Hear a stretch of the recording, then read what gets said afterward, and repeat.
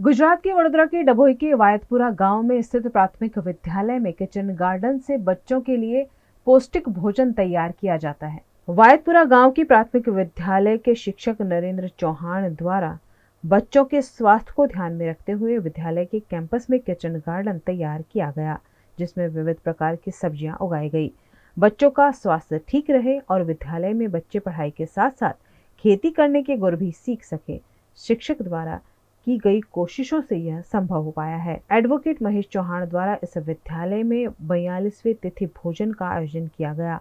इस मौके पर जैनाबेन की ओर से स्टेशनरी और प्रवीण भाई की तरफ से स्वच्छता किट का वितरण किया गया। सरकार द्वारा स्वच्छता अभियान चलाया जा रहा है। इन बच्चों को यह किट देकर स्वच्छता का संदेश दिया गया।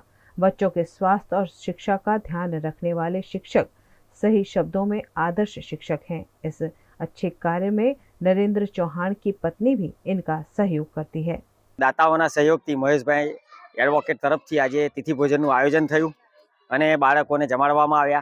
સાથે સાથે 3 દાતાઓ ઉપસ્થિત રહી અને એમના તરફથી ગણવેશ વિતરણ, એક દાતા તરફથી સ્ટેશનરીનું વિતરણ અને એક દાતા તરફથી સ્વચ્છતાની કીટનું વિતરણ કરવામાં આવ્યું। બાળકો ઘરે સ્વચ્છતા જાળવે એના માટેના પ્રયાસો અમારા જે છે એ એમાં કામ લાગશે।